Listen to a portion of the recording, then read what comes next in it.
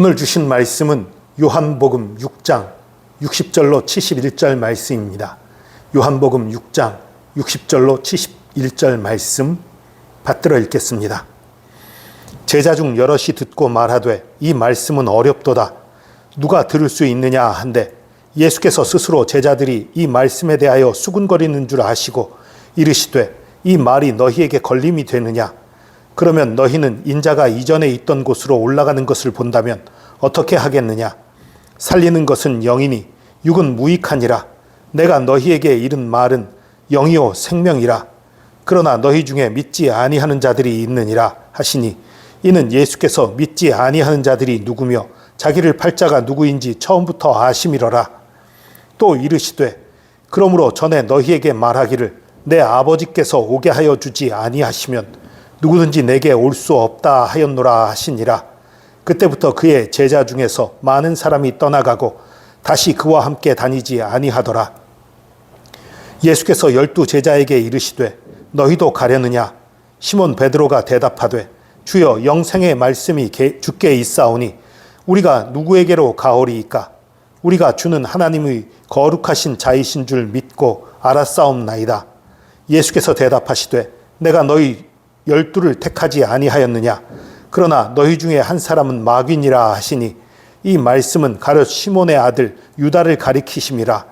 그는 12 중에 하나로 예수를 팔 자러라. 아멘. 예수님이 자신이 생명의 떡이다라는 말씀을 하니까 제자들 중에 여럿이 듣고 이 말씀은 어렵도다. 여기서 말하는 제자들은 예수님을 따르던 수많은 제자들 모두를 가리키는 말이에요. 여러분, 예수님의 제자 하면 12이 아닙니다. 아주 많이 있었어요.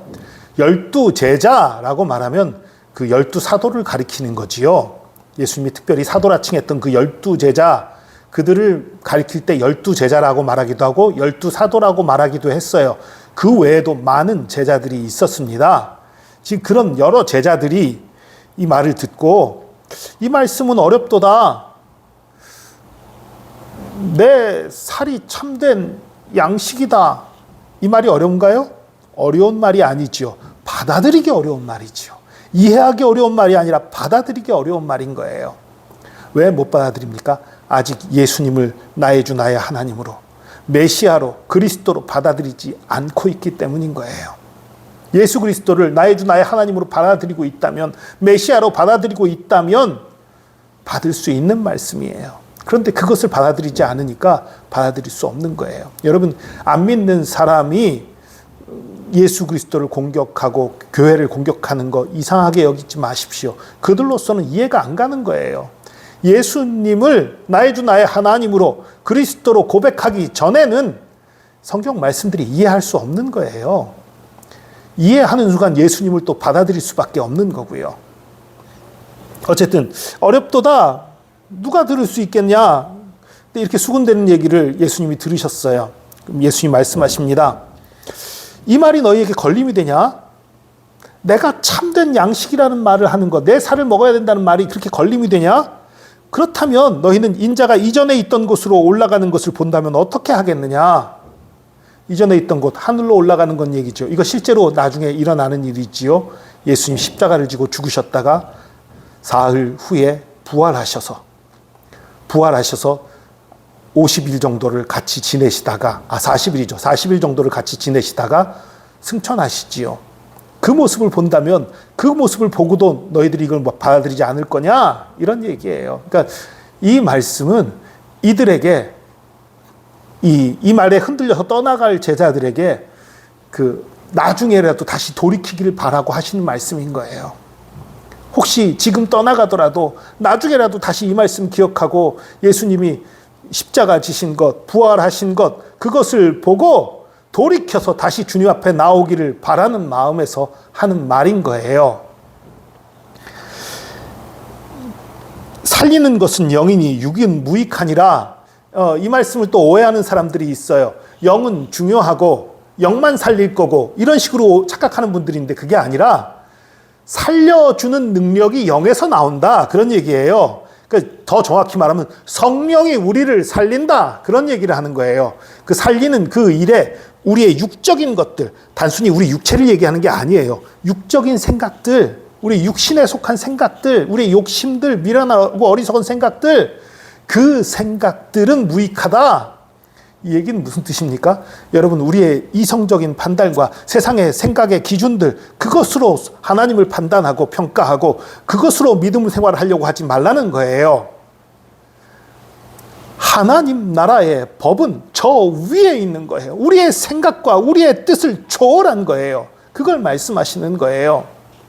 내가 지금 영의 일을 말했다. 내 살 먹는다는 얘기가 아니라 성령을 먹는 걸 얘기한 것이다. 이런 말씀을 하신 거지요.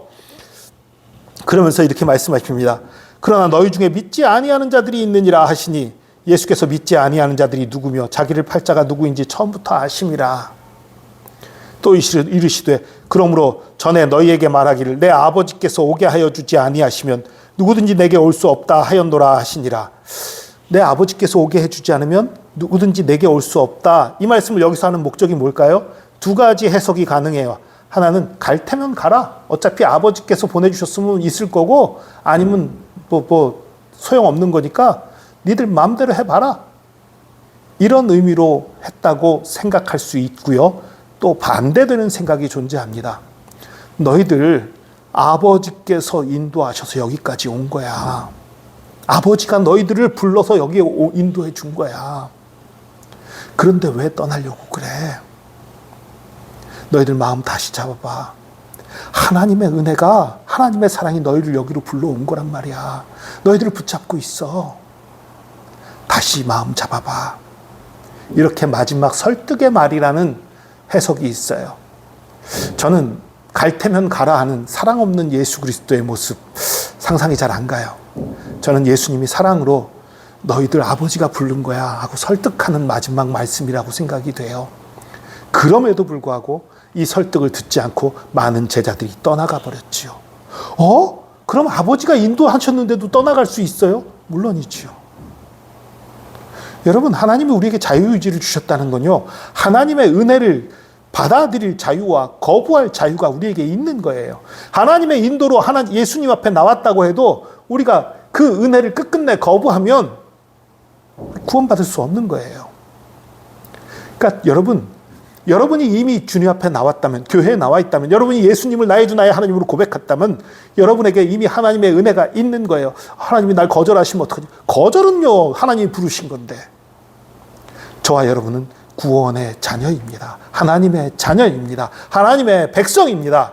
이 믿음 굳게 붙잡고 담대하게 나가는 저와 여러분 되기를 축복합니다. 어쨌든 그럼에도 불구하고 많은 제자들이 떠나갔어요. 그리고 예수님이 묻습니다. 12제자에게 이르시되 너희도 가려느냐? 이 말씀 오해하지 마세요. 너희도 갈 거야? 이런 거 아니에요. 설마 너희들도 가려는 거 아니지? 이런 의미예요. 그러니까 제자들에게 너희도 가려는 거 아니지? 예, 저희들은 안 갈 겁니다. 이 대답을 기대하면서 이렇게 말씀하신 거예요. 기대대로 베드로가 대답합니다. 영생의 말씀이 주께 있사오니 우리가 누구에게로 가오리까? 우리가 주는 하나님의 거룩하신 자이신 줄 믿고 알았사옵나이다. 이걸 믿으니까 안 떠나는 거예요. 이걸 믿으니까 예수님 앞에 붙어 있는 거예요. 사실 예수님이 하나님의 아들인 걸 믿지 않으면 말도 안 되는 얘기들이거든요. 도무지 이해할 수 없는 얘기들이고 받아들일 수 없는 얘기지요. 그러나 예수 그리스도가 우리의 구원자인 걸 믿으면, 하나님의 아들인 걸 믿으면 모든 말씀을 받아들일 수 있는 거예요. 그분이 우리를 사랑하고 우리를 풍성한 것들로 채우기 원하시는 것을 믿는다면 다 받아들이고 따르고 순종할 수 있는 것이지요. 그러면서 또 마지막에 말씀하십니다. 내가 너희 12를 택하지 아니하였느냐? 그러나 너희 중에 한 사람은 마귀니라. 가룟 유다 두고 하신 말씀이지요. 근데 이 말씀을 왜 하셨을까? 나 미리부터 알고 있었어. 드러내려고. 나는 하나님의 아들로 이런 것도 다 알고 있는 사람이었어. 하는 거 자랑하려고 미리 말했을까요? 아니었을 것 같아요. 예수님은 가룟 유다가 배반할 걸 알고 계세요. 그러나 만에 하나라는 가능성을 가지고 가룟 유다를 설득하고 싶은 거예요. 너희 중에 하나는 마귀다. 제발 돌이켜라. 너희 중에 하나는 아직도 지금 마귀에 속해 있는데 제발 돌이켜라. 이런 말씀을 하셨다고 저는 개인적으로 믿어요. 물론 저하고 다르게 생각한다고 그 틀린 건 아닙니다. 이건 뭐 누구 말이 맞는지 몰라요. 저는 제 개인적으로는 그렇게 믿는다는 거예요. 예수님의 그 자비하심과 사랑을 볼 때 그렇게 하셨다고 믿어요. 그러나 안타깝게도 가룟 유다 끝끝내 거부하고 거역했던 거지요. 저와 여러분도 마찬가지입니다. 모두가 다 하나님의 은혜로 부르심을 받아서 주님 앞에 나왔습니다. 이제 은혜를 누리면 되는 거예요. 받아들이면 되는 거예요. 순종하면 되는 거예요. 하나님이 나는 사랑 안 하는 것 같은데요. 나는 왜 이렇게 힘들어요? 나는 왜 이렇게 어려워요? 나는 왜 이렇게 재능이 부족해요? 아니에요. 하나님이 여러분에게 족한 은혜를 주셨습니다. 여러분에게 꼭 필요한 은혜를 주셨습니다. 여러분에게 꼭 필요한 것들을 주고 훈련시키고 계신 거예요. 그걸 믿으시기 바랍니다. 사도 바울도 그랬지요.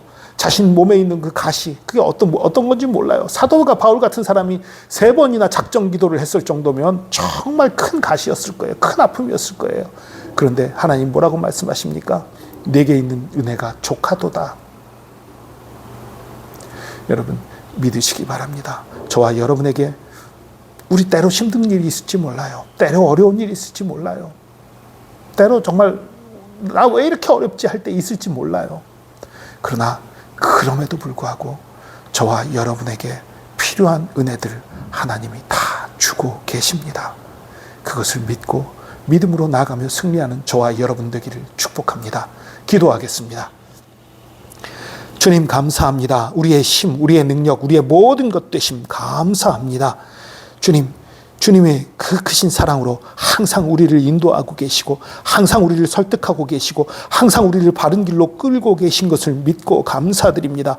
그럼에도 불구하고 우리가 어리석어서 주님의 은혜를 거부하고 거절하고 딴 길로 가려고 할 때가 많이 있음을 고백합니다. 주님 그런 어리석음에서 벗어나게 하여 주시고 주님의 은혜를 믿고 받아들이고 순종하고 믿음으로 나가게 하여 주시옵소서. 주님이 우리에게 족한 은혜를 주셨음을 믿고 감사하며 사랑하며 주님 앞에 충성하는 하나님의 사람들 되게 하여 주시옵소서. 주께서 함께 하심 감사합니다. 우리의 힘 되심 감사합니다. 우리를 자녀 삼으심 감사합니다. 우리에게 은혜 위에 은혜를 더하심 감사합니다. 감사드리며 예수 그리스도의 이름으로 기도합니다. 아멘.